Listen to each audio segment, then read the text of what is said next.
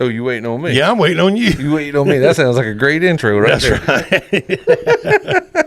Hey, we're back. Yeah, we are back. Apparently Joey was waiting on me. My apologies. All right. Well, we're back today. We got a lot going on, you guys. Should we go ahead and make the announcement now, Joey?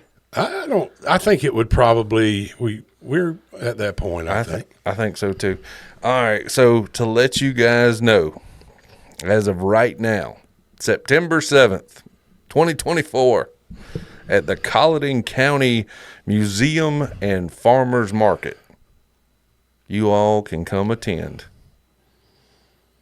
the Low Country Paracon presented by Dead South Paranormal. How about that? See, that worked out good. It did.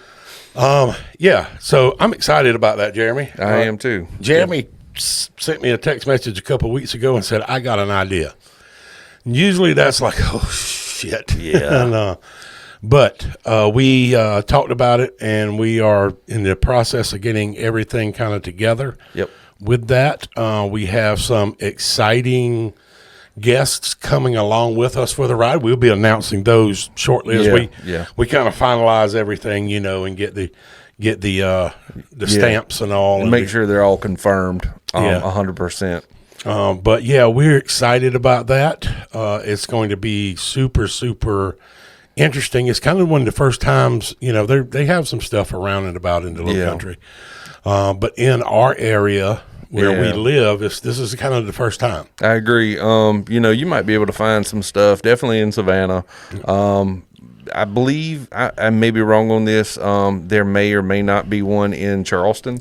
But I know, those who attend horror movie conventions and things of that nature, you'll be able to, it's something similar on the same in the same wheelhouse as it. But basically we're inviting out some paranormal investigators, those who have very interesting paranormal experiences, those who have dabbled in the paranormal for quite a while and have quite a backlog of it. So with that being said, we're going to hold a convention. We'll have food trucks available. We will these people that we're inviting out, our guest speakers, they'll be coming and putting on presentations. You'll have a chance to interact with them, ask, questions, maybe just mingle with people who love the paranormal like we do. And we'll be there as well because, of course, we're hosting the whole damn thing. Yeah. So come on out, say hi, grab a corn dog for the kiddies, and, just have a good time because that's what we're there for, and interact, mingle, and get to know us, and we can get to know you. With that said, Jeremy, I think we talked about it before we started recording today. We may try to do a live from there. A possibility. So I got the internet. They got the bandwidth there. I've already checked that out. Okay, cool. So that's kind of the hard part. So they got the bandwidth there, so there's no problem with that. So we could actually do, if y'all want us to do a live, just shoot us a line, drop a comment, or shoot us an email. Do a live, maybe. Talk, bring a couple guests on, directly on. So, let us know what you think about that. That would be pretty awesome. Yeah, I definitely think that it'd be a great idea to kind of help us get some exposure, some other paranormal investigators out there who have their own podcast, their own YouTube channel, to help them get some exposure. Definitely think, no, you're good. It's okay. That was not an anomaly. That was just Joey's finger. That was my finger. The shade on the camera was was a little bit in the shot. So. It's all right. But yeah, it's going to be a good time. So I think, from what I've heard and from what I've seen from some of these guests that we've got coming, I mean, you've got a wide range of people. It's diverse, and everybody's got a different story, which is really interesting. So I'm definitely looking forward to it. So come on out, help support us, help support these investigators as well, and hopefully we'll see you all there. And of course, as we obtain more information, we'll pass it along. Yeah, absolutely. We'll get stuff on our social media as we get it along. So we do appreciate that. And we'll appreciate all the support and stuff as well. Speaking of different stories, Jeremy, you brought a story to tell today, if I understand correctly. I did. I brought a few. They kind of all add up because they all kind of fall into the same category, which basically is hitchhiking ghosts. So South Carolina is kind of that we have our fair share of hitchhiking ghosts apparently, and so that's a time honored tale in my opinion. You know, you might have seen it on the Twilight Zone, or you may have seen it on Tales from the Crypt or whatever you watched when you were a kid. And there's like 100 horror movies that have that as the plot as well. Like 100%. The Hitchhiker. Yeah. And they end up, being chased by the hitchhiker, and all of that. So, yeah. So basically, I got this whole idea, about these hitchhiking ghosts that people have. There's many stories out there about people who have picked up someone. They've seen somebody, dark and stormy, rainy night. They pick this person up. They get to talking with them, and before long, a few miles down the road, they look in the back seat and they're gone. So that's kind of what we're diving into today, and we're going to start with one that has quickly become one of my favorite stories. And I apologize. Got to pull out my reference here. For those of you listening, his reference is a folded page, by the way. I wanted to kind of let y'all know too, and I'm gonna swap back for just a second to the full screen. If you notice, we've changed the studio once again. We got some of our favorite horror villains and characters. I know Edgar Allan Poe is one of Jeremy's favorite writers, as well 100%. as mine too. So we're constantly changing stuff over and over again, but getting back to the stories, there are, when we talk about these stories, there was, a story at one time that kind of came to life in South Carolina with the Pee Wee Gaskins serial killer incidences and things like that. But these stories they perforate the community, they perforate the culture down here over and over and over again. So, Jeremy, you can go ahead and take it away. Yeah.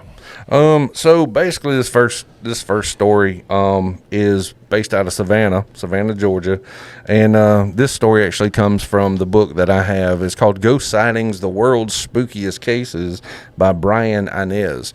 So this happened back in the 1950s, and according to the book, the reporters on this were Debbie Creasy and Sharon McPartland. The reason I'm going through all this, I do not want to take credit as this story is my own, because it is not. But I am not going to plagiarize it, but I'm going to give you a brief breakdown of it. So basically, there was a few friends. They went out and they were heading out to Tybee Island from Savannah. Tybee Island is one of those barrier islands along the coast of coast of Georgia. And supposedly they were all heading out there for a dance out on the beach or whatnot. And so as they're driving, they come across this lady. She's in white, like a white dress, a white gown. And they see her, and they were like, wow, it's a little too chilly out here for somebody to be out there in that. But so they stopped, and, they picked her up, and they told her what they were heading out to do. And she seemed like she was on board to go along with them. So as she did, they got there, and one of the friends that was in the group, one of the guy friends, he kind of became really quickly smitten with her, and he danced with her a few times, and they had a good time, and this and that and the other.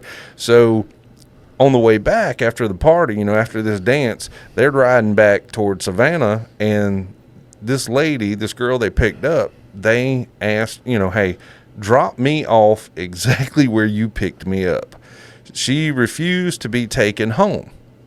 So the guy, being as taken with her as he was, he said, can I get your address? Let me call on you. Let me get your address. So she gives him her address, and so they part ways. They drop her off back on the side of the road where they picked her up at.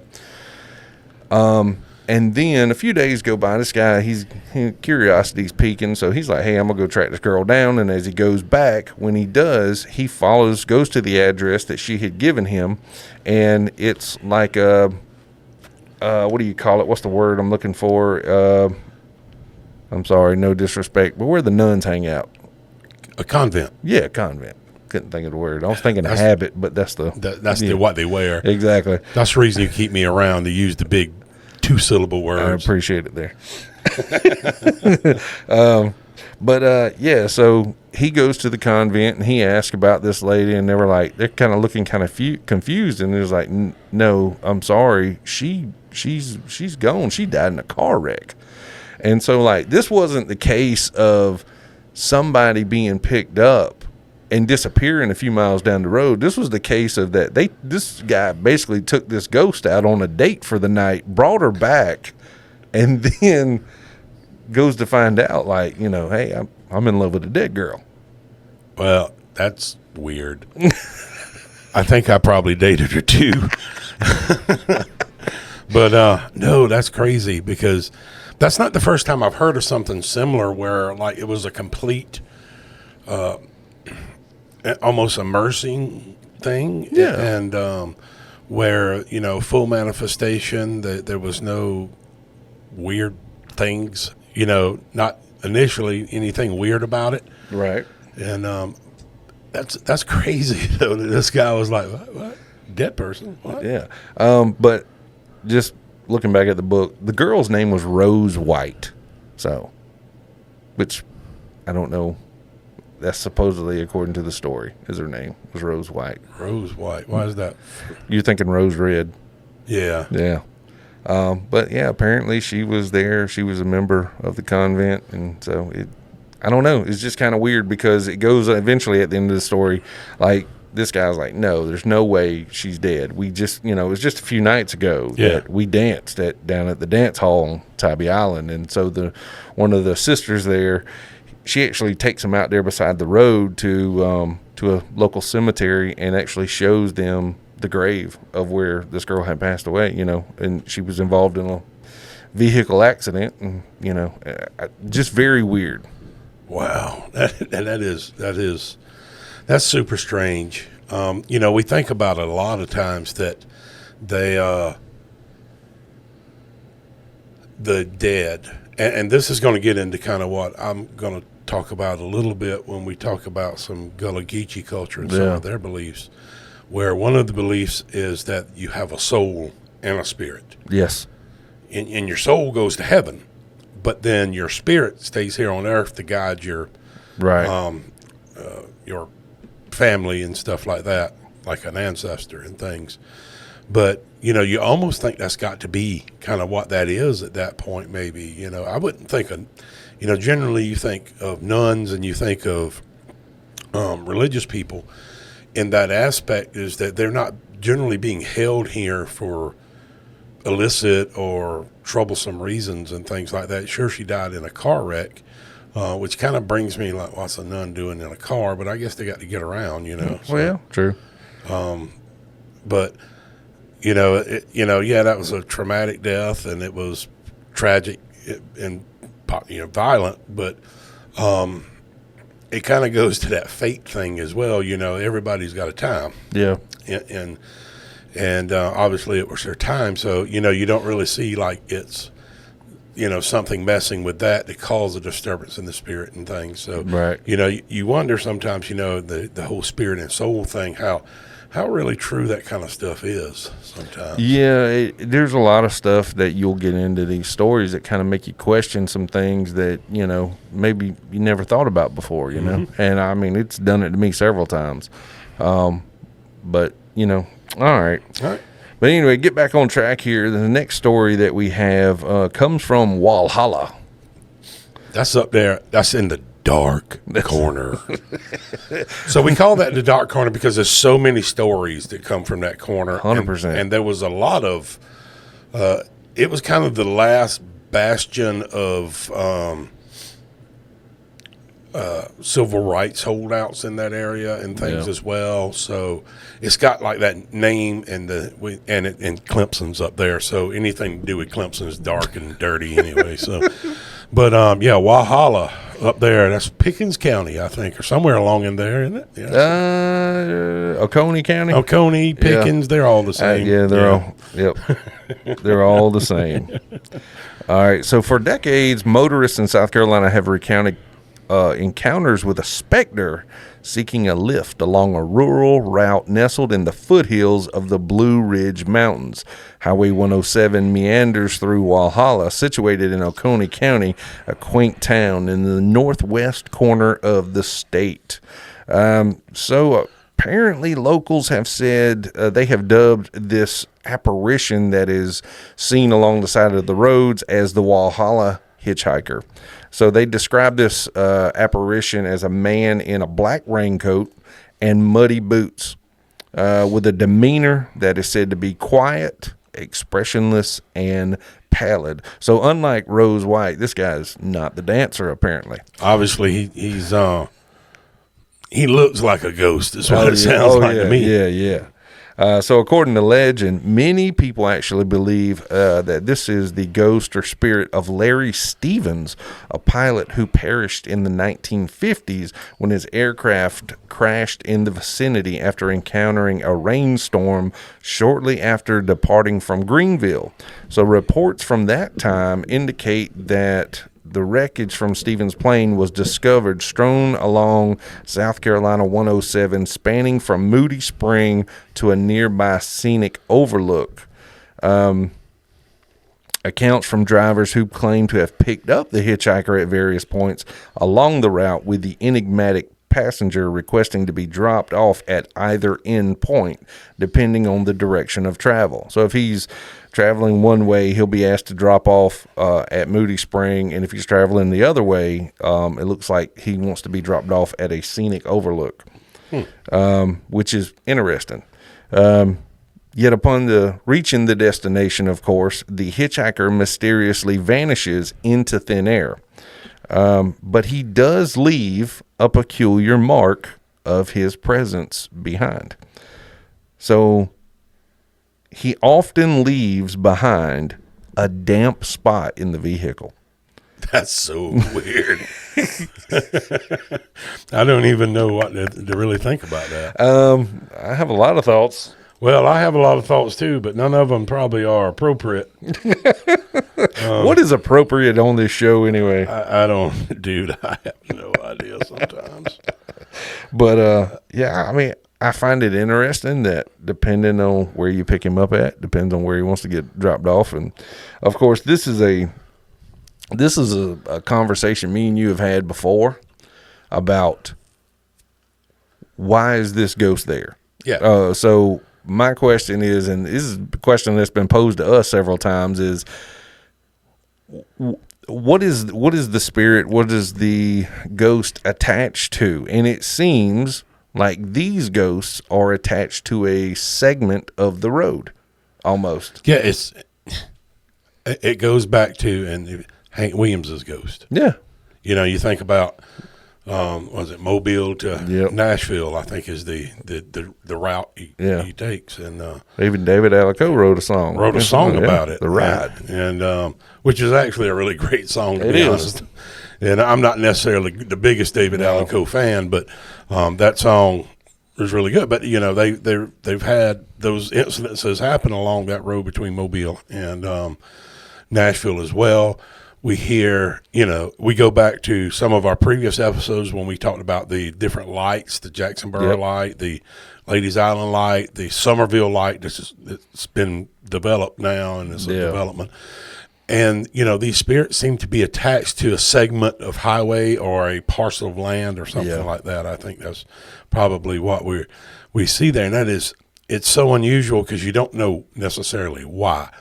You go to the Pawleys Island. The Gray Man. The Gray Man at Pawleys Island walking along the coast. You know, all of these seem to be residual hauntings in a way, but like the one out of Savannah really seemed to be more of it had to be an intelligent haunting. Yeah, you would think so. And so that's really, really strange. It is.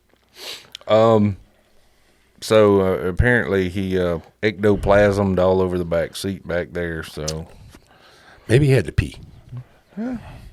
Who knows? Who knows? Do ghosts have to pee? I don't. If you know that ghosts have to pee, shoot us a line. Yeah, Drop something in the comments. Answer that question below.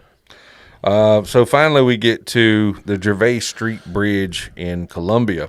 I know about this one a little bit. So this one, this bridge, the Gervais Street Bridge, connects Columbia, South Carolina, to West Columbia over the Congaree River. So despite its construction in 1928 and subsequent reconstructions, this ghost isn't menacing. Rather, appears to be a local woman. I can't speak. She appears to be a local woman simply trying to return home. So while the river's strong currents and sudden dips have claimed lives, those individuals haven't left behind spirits, possibly because of the support from loved ones. Basically, that those people remembered them, proper burial, so on and so forth. But this woman here in particular, she died on the bridge in the 1940s under non-suspicious circumstances is what it says. So another well-known tale involves a hitchhiking young woman believed to be seeking a ride to Pickens Street in Columbia, often appearing during rainy or foggy nights. Some witnesses claim she engages in conversation before vanishing before their eyes, which, if they're engaging in conversation, even though it is residual, it has to be intellectual as well. If she's showing up to the same place at the same time over and over again, that tells me her spirit is attached to something there, the bridge, the land, the road, whatever. But also on the same hand, if she's actually engaging in conversation with different people as they pick her up, that tells me that's an intellectual spirit. So 100%. And it's funny that right there at that bridge is also something else that holds a lot of history. What's that? South Carolina Museum. Oh, that's true. Are you going to talk about Bubba? No. I know a bunch of people that work in that building. Really? So the South Carolina Museum, of course, everybody knows the museum's on the front. Mm-hmm. There is parts of that building kind of up and back. And in the back of that building holds some state agencies. Really? Yeah, one of the agencies is DHEC, Department of Health and Environmental Control, has several offices in there, and their division of EMS, which that's where I work for a living, is pre-hospital medicine. So I have to frequent that building, and it is it's creepy at best. It's a tremendously old building. Yeah. But there are so many artifacts in that building that have been brought in there. It's the museum, it's the South Carolina Museum. So there are so many artifacts and things in there that are undoubtedly there's attachments to it. And when you think about it, you have the Gervais Street Bridge right there. It's 150 yards away. Right. The Congaree River right there. There's a lot of potentially ghostly things right in that central area of near downtown, because the Gervais Street Bridge is not far from downtown Columbia. That's as well. right. So obviously there's some definite potential, and to see those things. And I've actually know one of the workers that saw the Gervais Street ghost before. Really? Yeah. Now we're talking about the one I'm actually speaking about now. The girl, the young hitchhiking, girl, the hitchhiking girl. Interesting. I got a story later on. I'll bring it up. A good friend of mine. He worked up there for a long, long time, and he would often come to work at like be at work at like 5 o'clock in the morning. Mm-hmm. You know how some folks can do that, and they can get up super early, and they to get work done before the rest of the crowd gets there. Yeah. And he was one of the bosses too. So he was driving in one morning and saw what he appeared to me. It was strange that he even mentioned it to me, because he didn't know this was several years ago, and he didn't know I was like really interested in paranormal and things like that. But when he mentioned it, he said, I was driving to work the other morning and I saw this young girl on the side of the road. It looked like a hitchhiker. But as I got closer to her, it didn't look real.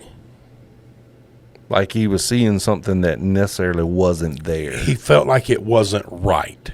something was wrong with it. Something was off. Yeah, it wasn't like your typical like hobo hitchhiker type thing, and it spooked him. Yeah. He was like, he hauled on tail and got in the office. I was like, well, that probably didn't help either, 'cause you're in that building. But yeah, so he kind of recognized that there was, and this is a woefully intelligent man, and he kind of recognized something wasn't all kosher with it. But yeah, so I know somebody that has actually had an experience with that. So that's so crazy that you mention it. Interesting. But of course, she gets in the vehicle with people. There doesn't ever seem to be any sort of any evidence of harm or ill intent from her. She may not. Some speculate she may not even know that she's passed away. It just seems like her biggest mission is that she is trying to return to Columbia by heading back to Pickens Street. Yep. So as people pick her up, she fades away. And some people think she just, like, as they cross the bridge with her, like she disappears. Yep. So it's an interesting story because now this is just weird in general. But I was coming through. I used to work in Columbia many moons ago. But as I was coming through Swansea one night, and where the train trestle is. Yep. Highway 3 veers off to the right. And so as I'm coming, this is probably about, 11 o'clock at night. It's getting fairly late. Not a whole lot of cars out on the road at this time. And so I'm veering off to head that way. And as I'm going, I see this lady come running from the left to the right side of the road. And as she does, like, she's waving her hands like something is wrong. And I'm like, initially I'm thinking, I need to stop. Somebody's in trouble, yeah. Yeah, but I didn't see a vehicle. I didn't see anybody laying in the road, nothing. And then I was like, you know what? And around that time, that was right around the time that whole, whether it be myth, urban legend, or not, that whole situation about people were saying that if you see somebody and they're begging for help and you don't see anyone, that usually somebody else is hiding, whether it be down the road or off in the bushes. Somebody else is nearby waiting to jump you. So I was just like, oh hell no, and I just floored it, went around them, and God forbid me if the lady needed help, but I was just like, no, I'm not dealing with this tonight. No, I don't blame you, because a lot of that still happens. Oh, 100%. So another story I'd like to tell real quick was I had a guy I worked with in Columbia, and he lived out toward Sumter. I want to say the road is what's that road that runs to Sumter? 378? 378, yeah. Okay, yeah. So he lived down 378, closer toward Sumter probably than he did Columbia. But anyway, he was telling me one day that he said he was going home, because me and him were talking this type of talk, ghosts and paranormal stuff like that. And he was telling me that to get to his house, you have to travel down this long dirt road. And as he was traveling, because he's got some family that lives down that way as well. So as he's traveling, he says this is early in the morning now, he sees something or someone in the middle of this dirt road. And he says, who in the hell is out here this late? What is going on? And he said, whatever it was, looked like it was cloaked, like it was standing out there in the middle of the road, and he was just like, it wasn't moving. And he said it scared him terribly. And he said as he was trying to, because he stopped, looked at it, and like, do I need to go past this thing? What is going on? Because he probably had the same thoughts that I did with the lady running toward me with her hands waving up in the air, was that, what is happening? Has someone set a trap for me? And so he slowly starts to go around this thing, and as he does, he says he's looking ever so intently, trying to see the face, to see if he could recognize who this person is. And he said there was nothing but darkness inside this hood. And he was just like, oh, hell no. He hit the gas. He went on around it. He got home, and he said, but what was weird was after he passed it, he looked in the side view mirror of his car, and in the brake lights, he could see this thing running down the road after him. Freaked him so bad, he got to his house. He went inside. He locked the door. He shut off all the lights, and he stayed there. He called his cousin who lived not too far from him and said, look, man, somebody's out here on these roads tonight. be careful. But that, in my head, reminds me a lot of those YouTube videos that you come across, and it's downright spooky, it's terrifying, and like that is one of my biggest fears, is either to break down and into an area that I have no idea or where I'm at, and then to see something like that. That's just terrifying. I think you call that a nope cloak. Oh, hell. Yeah. Somebody might catch them lead. I hope there's nobody out there playing jokes, because nowadays you liable to somebody catch some lead, somebody catch a charge, that's kind of thing. There's no room for error at this point. No. But that is, pardon me. But it's funny you mentioned that now. So Brent Spearman was out here last week, and we were doing some recording, and we had to do like a little special, and I'm not going to break anything but we did a little special. Okay. And that special was about 200 proof. But anyway, it was, Brent got here about 6:30, where he did probably 2.5 hours worth of recording after that. So it was about 9 o'clock, probably 9:30 when he left. Yeah. And he was stone cold sober. Yeah. We did our little thing, and then we talked for 2 hours, type thing. And he got down to the end of the road down here and down towards town. Turned the corner going into town. Yeah. And he said he can't explain what it was. It was as big as a black bear, but looked like a dog. Really? Yeah. Right here at the end of the road? Right here at the end of the road, that's a mile and a half. It's a mile and a half to the end of the road. Because I used to, surprisingly enough, folks, I actually used to run that when I was in shape. Yeah. And I was like, well, I know there's some folks got some dogs down at the end of the road. But Black Panthers? I've never seen, well, there's a couple houses there's got pit bulls. Yeah. And I'm pretty sure that's probably where mine came from. But the, pretty good sized pit bulls, like there's 4 or 5 of them down at the end of the road, and they're pretty friendly, Yeah. But I wouldn't, I've never seen a black one there. They're all tans and those colors, all the brown color. Brindle. Yeah, brindle, Staffordshire looking dogs. I've never seen a black one there. And I was like, well, maybe it's one of them, a dog's in heat or something like that, and there's an old lab running around out there or something like that. But nobody's really got black labs around here. And it was just strange. But he said it was like near the size of he said, I didn't know whether it was, he said it was bigger than a coyote, which was kind of my first thought, because I do have those. Yeah. And he said it was way bigger than a coyote, but he said it looked like a dog or a coyote, but it was big, like big. And black. That's crazy. And it scared the shit out of him. I imagine so. He almost turned around and came back in. I was like, well, I wasn't going down there and messing with it. No. I got something, I'm sure, that if it's alive, I can unalive it. If it can be hurt. Yeah, but I'm more worried about if it can be hurt, at that point. So I think it's probably like just a big coyote or something like that. Could be. And he saw it, and it scared him, and it's just one of those things that was it's like the tails when you're fishing, it's that much bigger. I don't know though, but it was enough for him to call me and was like nervous and upset about it. And I was like, because when he called me, I was like, oh, he broke down or hit a deer or something like that. No. He saw a big dog man bear pig down at the end of the road.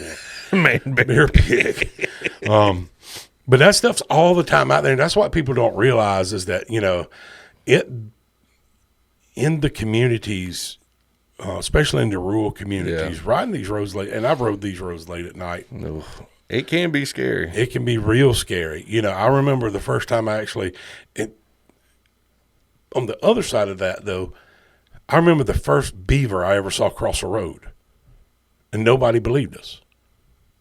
Now How old are you doing? I'm 47. I'll be 47 in this month. I was just wondering, I'm like, damn, how long is, Beavers hadn't been around in this area until probably 25 years ago. Damn, I didn't realize that. But now they're a hell of a lot more prevalent. Yeah, they're everywhere. I remember those and armadillos. Yeah, yeah. I remember as a kid, you had to go to Florida to find an armadillo. Yes, you see them on the road. Yes, I remember that as well. Going down to Disney as a kid and stuff like that. But those things move up and things like that, and then the beavers kind of moved in. And I remember seeing the one for the first time. My buddy tried to actually catch it. Yeah, thank God he didn't get beaver bit, because I think you turn into like a were-beaver when they bite you. But Zombeaver. But I can tell you exactly where it was. It's right by Ron Carter's house out here. I can tell you in a little branch right there exactly where it was. But we didn't have them back then. Now they're in every creek, and I'm not joking. I go to work one morning, pull out my driveway, my second driveway, and look out across the road, and I actually thought it was a chocolate lab, somebody's chocolate lab, and it was a damn beaver, like on the edge of the cornfield out here. And I'm like, where are you going, Mr. Beaver? For real. And he was big. So, when you see stuff like that, and you, especially when it's something new, this I guess migrating into the area is confusing. I remember before coyotes. Yeah. I remember the first people killing the first coyotes kind of thing. And I remember, funny enough, my granddaddy telling me when there was no deer in this area. Like if somebody saw a deer track on a dirt road, everybody went and looked at that deer track from the town, because that was like amazing. There are things out there that we're not confirmed yet. Yeah. And I think there's things out there that are not necessarily supernatural, but are not discovered to be in certain areas. And I think some of those things are. And I wonder sometimes, like the cloaked man thing, you generally think about that's somebody playing a prank, yeah. Which is a really dangerous prank. Oh, 100%, especially nowadays. Yeah, and because somebody could get really hurt, so don't go out there and do pranks and stuff like that. Don't do that. Is it something that you interfered with, such as a ritual? We know we have occult ritualists. Yeah, and that's the best word I can use for them in certain areas, and you kind of fall upon it. Show up at the wrong time. Yeah. Or is it truly something paranormal? Yeah. And so you kind of, there's, it's kind of broken into thirds there, what it really is, until you get out there and punch it in the mouth, I guess, sometimes. And sometimes that's just what I want to do is, I want to see if it'll bleed. Yeah. I guess I won't know what to do if it doesn't, I guess. But yeah, we ain't thought that far ahead. Yeah, I don't usually think that far ahead with this stuff. But one of the things that I was reading about, and I think it's really, really interesting in the Low Country, and we've talked about voodoo, hoodoo, Santeria, and stuff like that before, but I was just talking this week to a buddy of mine that I work with, and he was telling me experiences he had with an entity that we call affectionately in the Low Country of South Carolina called the Boo Hag. Really? This guy had an interaction with, or what he believes is an interaction with it. Let me put it that way. Yeah.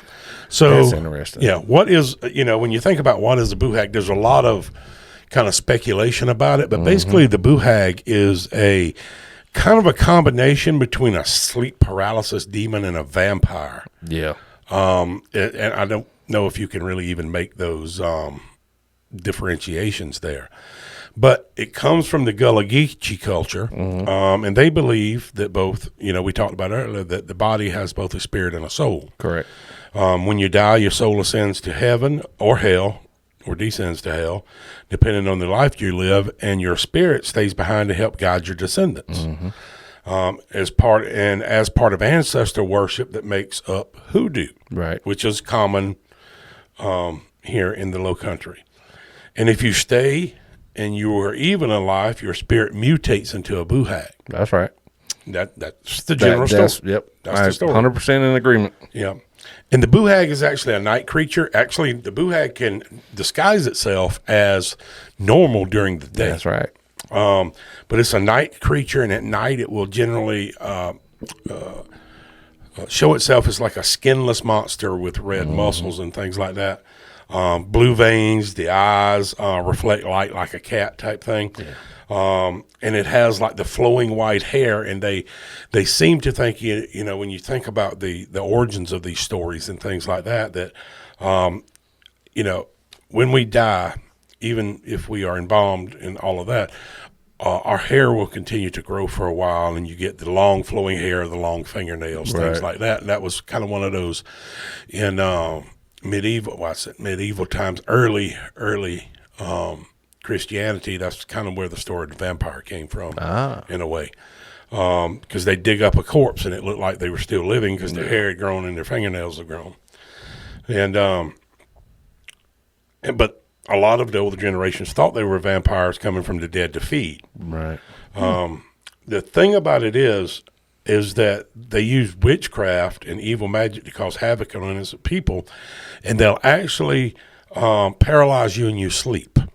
And that's where the boo hag comes from. And there's kind of a famous painting out there of a demon that sits on your chest. Oh, yeah. I think I know what you're talking about. If you Google boo hag, it's like the first image that pops up in the middle of the night. And what it does is that it is feeding on your life force. So what they seem to think is that the boo hag comes to visit, and you can actually wake up and see it and physically feel it, but you can't move. But then when you wake up again in the morning, you're completely like, it's like you never went to sleep and you're tired and you have no energy and things like that. And that's what he was explaining to me, is that he would wake up and not necessarily see anything, but would have sleep paralysis. Get that man a CPAP machine. Yeah. Yeah. That's what I told him. If he wasn't in the shape he was in, I'd say yes. Yeah. But this dude here is jacked. So interesting. Yeah. But the boo hag, it does look human during the day. Right. And why is that, Joey? Because it will cloak itself in its victim's skin. That is 100% correct. So it's kind of like a skinwalker. Yeah, almost, yeah. So the unlucky victim's skin, obviously. And then at night it escapes the skin to go looking for fresh skin.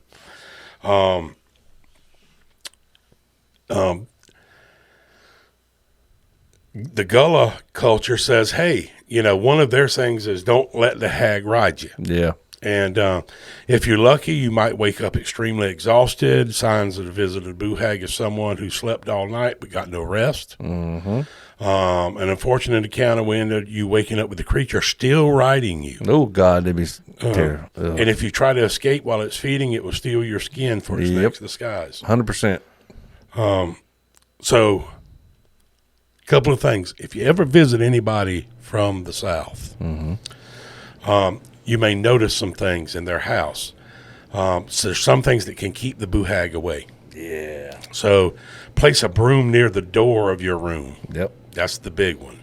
If you ever go into some houses, they'll place a door at the entrance to your room or at the entrance to the house. That's right. Because for some reason, the boo hag has to stop and count all the bristles. I don't know why that is. I don't know either. They said they're very meticulous creatures, and they have to, like, once they see it, it's like, ooh, I got to count how many bristles it is. Hairbrushes and colanders will do the same effect as well. Strainers, yep. And it'd be forced to count the holes in the strainer and stuff like that. And what it is to distract the hag long enough till the sun comes up and unable to run to its skin suit, and it dies in sunlight. Yep. So there are a lot of parallels as well in European folklore with vampires and fairies who are also can be stopped by piles of rye and salt in their path because they have to count it, all the grains. So sprinkling salt over the boo hag as it sits on you makes the hag unable to return to the skin, and it also dies in the morning. So if you can't move when you wake up, how the hell are you supposed to grab the salt? I guess Aunt Susie's got to run in there and throw some salt on them. I don't know. Lord have mercy. This is the trickiest of one of them to attempt, obviously. However, it's the best that if you wake up, don't move, and you might actually survive the visit. That's terrifying. One of the number one way that most people combat it is go to the hardware store, go to the paint section, and get Haint Blue paint. Haint Blue. and they paint. It's an indigo blue paint. So you have to remember that back in the day, in the low country of South Carolina, many of the plantations not only planted rice, but they planted indigo as dye for fabrics. And that unique hue of indigo blue paint, called haint blue is what we call it now, will ward off your boo hags. Because haint means basically spirit, and usually malevolent spirits in the Gullah culture.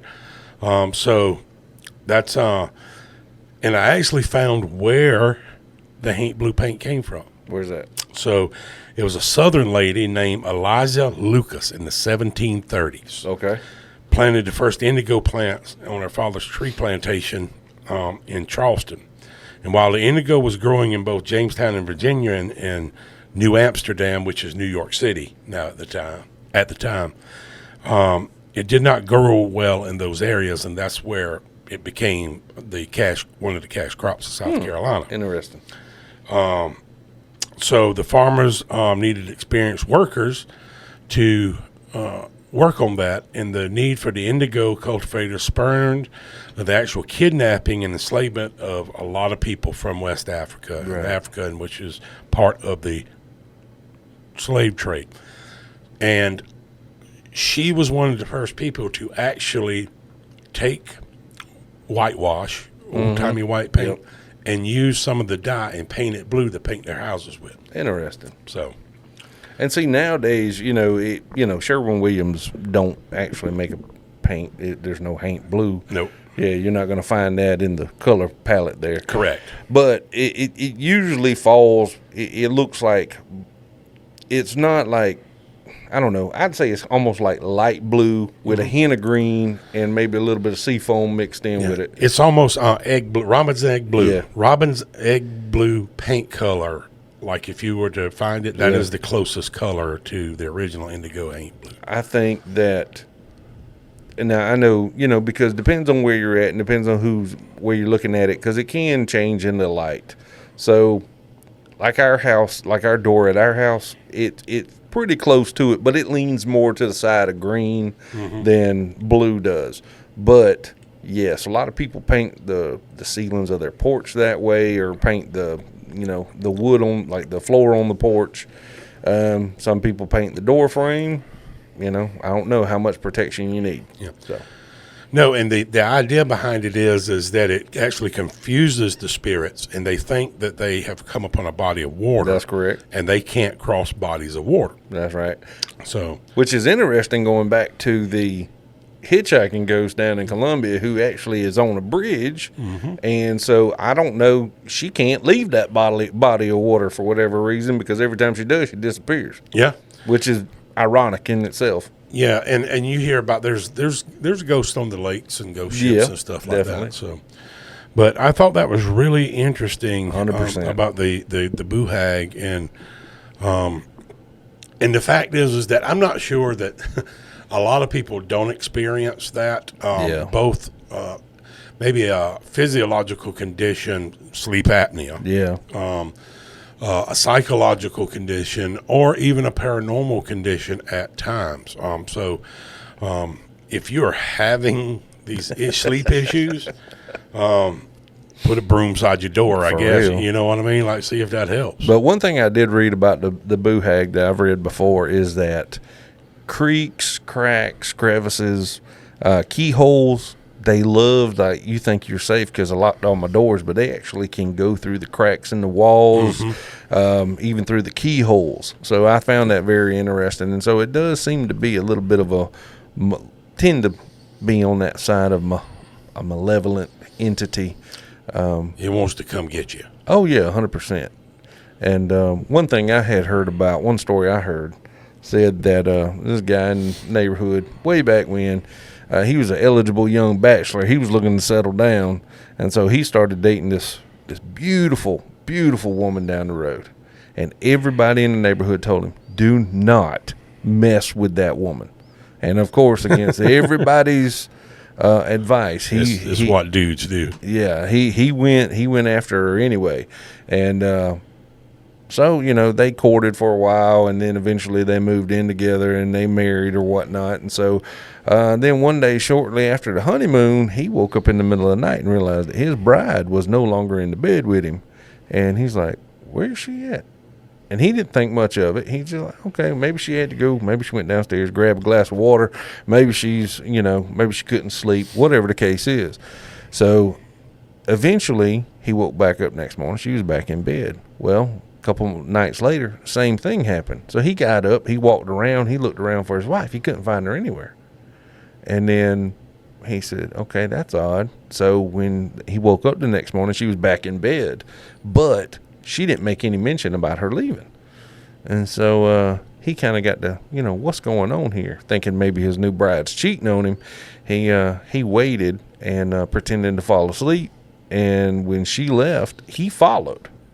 And what he saw from behind the closed door, he actually saw her shed her skin and put it in a secret place. And of course, like you described, the skinless boo hag running around. He saw her running around. Wow. And, from there, I think he got the help of an old conjure lady at that time. And she told him, said, first thing you got to do is you got to find where the skin is at. Once you find the skin, fill it full of salt. And so when she came, his wife come back home trying to get into her suit before daylight. She couldn't. She was struggling to get in there, and she eventually got back in there. But he had built up a cauldron of boiling black tar and poured it over her, and killed her that way. And I was like, well, I don't think you needed the salt at that point. No, I don't think so either. That was just seasoning. But one thing I gotta share with this. Now, this isn't necessarily paranormal, but I think it was very interesting. And I've never heard this at all. So I went to the local library and I got this book. It's called Tales of Edisto. And I eyeballed it on the shelf a time or two, and it always caught my eye. Well, finally I broke down and I got it.